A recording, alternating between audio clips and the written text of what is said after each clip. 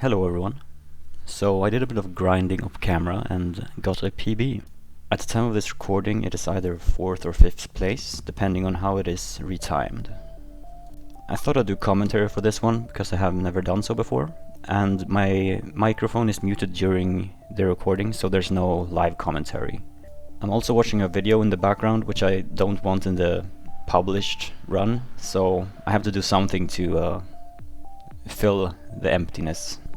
So the start of this seed is pretty straightforward. This is a very typical kind of seed that I play. I spawn on an island, spot a shipwreck while punching wood, and decide to front load. I go for 8 logs, because that's enough for beds, 1 blaze bed, and bowls. And I'm specifically getting enough wood for bowls because the shipwreck that I saw was not full. And on my way to the shipwreck I spot a closer one, which happens to be full, so I go to that one instead. While boating I also spotted some kelp floating on the water, so I know where to go after this to find a ravine. I end up only getting 4 carrots in the food chest, which is not ideal, but as you will see, it will be just enough to finish this run. I also don't get enough iron to make a better axe here. Some people would grab 3 cobblestone and upgrade their axe right away, but I don't do that for 2 reasons. First of all, you usually get iron in the Bastion anyways, so you can get an even better axe later on, and you don't have to waste time mining cobblestone. And secondly, a wood axe is still fine to fight blazes with. Yeah, perfectly fine. Sometimes you gotta make a second one, but that's okay. I also made a gold shovel as opposed to an iron one. Shovels are really only used for 2 purposes in speedruns. That is getting gravel and digging down to the stronghold. So you really don't need a lot of durability on your shovel. So in the nether I'm looking at my E counter and I see a bastion load in pretty quickly, and it's also in my immediate field of view, so I know where it is. And I also spot the fortress, and this site actually reminds me a lot of 2 Letter Names run. It's a very similar spawn. As I'm approaching this treasure bastion, I see which side has the ramparts on it, and go towards that side.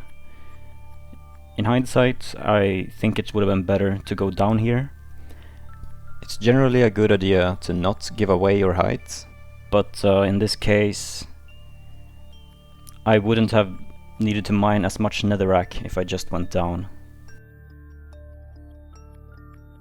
So I see the back of the ramparts, and the plan is just now to go down to the bridge, and get the 2 gold blocks there and start the regular route.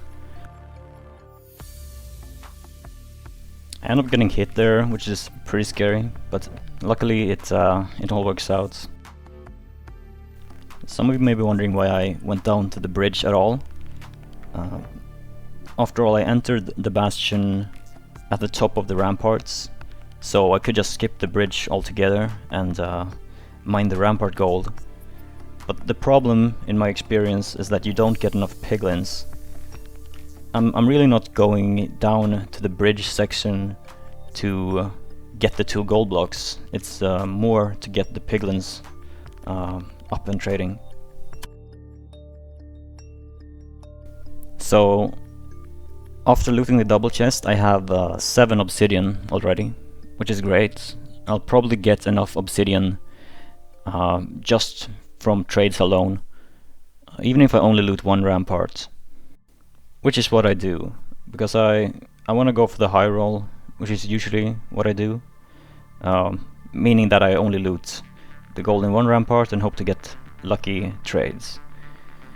I also stop here to turn all of my carrots into golden carrots, and I also check if I have enough iron to make an iron axe, which I don't, unfortunately, but if I did, I would have crafted it there, obviously for the blaze fights. I check my trades here, and I have pretty much everything. The only reason I hesitate leaving here is because I'm very close to getting 4 beds. I do have 3 beds and 1 anchor right now, which is enough for the end fight, but I would like to have another bed so that I can blaze bed. You may have also noticed that I grabbed arrows from the chests, and this is not something that is typically done in RSG runs, at least not at the moment. But the reason I do it is because I have recently been developing and practicing half-bow strats, meaning that you use a bow and arrow in the end to take down most of the crystals and get a faster average perch. I actually don't use it this run because I end up quite low on health, but that is at least the reason for grabbing the arrows. I entered the fortress at around 6 minutes, which is decent pace, and these hoglins really scared me. I wouldn't have been surprised if they knocked me back into the lava, but luckily that didn't happen. When I arrive at the spawner, I'm already mentally prepared to not blaze bed, because I only have 3 beds and 1 anchor, but there's actually some glowstone behind me, so what I could have done is used 1 bed here to blaze bed, and mine that glowstone so that I can still have 4 explosives for the end fight. Unfortunately I didn't think of this during the run, but yeah, it would have saved some time. The drop rates on these blazes are actually slightly below average. In the end I end up going 6 out of 13, but the spawn rates are really good, which makes up for it. The blaze split ends up being around 1 minute and 20 seconds in total. My axe is getting pretty low on durability here, so I prepare to make a new one. Unfortunately I don't have stone or iron, but wood axe works perfectly fine as well. I should have also crafted my respawn anchor right here. Pre-crafting respawn anchors is really important, at least if you set them up before the 1 cycle, which is what I do. I check my chords here and see that if I want to get to the closest part of the ring, I gotta go -Z, which is what I do. And I build my portal when I am just inside the ring. I mentioned that I should have pre-crafted the respawn anchor. Beds, on the other hand, are not as important to craft beforehand, in my opinion, because you can always craft beds while you're waiting for the perch. Crafting beds takes a few seconds at most. You should always have enough time to craft beds while waiting for the perch. The first eye throw points right into the obsidian of the portal, so unfortunately I don't get an accurate reading, but I still run in the general direction for a while and then do a proper distance estimation with accurate angles. The angle difference is about 3 degrees, meaning that the stronghold should be a little bit more than 300 blocks away. And since the eyes point mostly in the X direction, I make a rough estimate that the stronghold should be about 300 blocks away in the X direction. So I plan to follow this line until my X coordinate is around -150. I am purposefully not pearling at this point, because I am totally out of food, and I really need to save all the health I can for the end fights. I want to be able to pearl once to the island if I need to, and once when the dragon perches. Here I'm getting close to the position where I estimated the stronghold to be at, and I throw my eye earlier than where I expect the stronghold to be. And the reason for this is that I'm gonna have to 8-8 anyways to determine the chunk. So if I'm gonna have to throw an eye anyways, I might as well do that early, just to make sure that I don't overshoot the stronghold.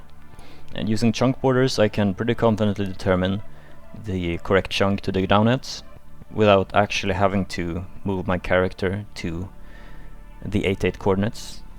The nav in this stronghold is pretty simple. The only skill requiring part really is how to identify hidden rooms, but even that is very simple. Down middle ends up being a dead end pretty quickly, so I check the hidden room.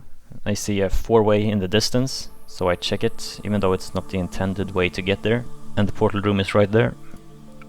An important thing to note is that I'm on 4.5 hearts right now, so I'm hesitant to pearl here because I'll only have 2 hearts remaining, and since each explosion deals half a heart, that might kill me, but I think that since I have some armor on, I should be fine. I'm thinking that the armor will at least absorb half a heart. Now I set up my respawn anchor, and I make sure to go to the side of the island that is opposite the respawn anchor, and just do the standard north-south ground strategy. And the reason I go to the side opposite the respawn anchor is that, in my experience, the dragon will usually swing 3 times with its head before you should detonate your first explosive. So if you go to the side opposite the respawn anchor, on the dragon's 3rd swing, its head will be above the respawn anchor. I end up getting a pretty quick perch, much faster than any of my previous PBs. Dragon switches side, which is scary, and during this one cycle I'm paying very close attention to my health because I'm thinking I might need 3-bit axe. But fortunately the armor was able to absorb half a heart, and I could use all my explosives. And yeah, finishing the run with an in-game time of 11:24. I'm pretty happy with this run. It's not perfect, could have saved some time in a couple of places, but overall I'm pretty happy with it. Yeah, thanks for watching.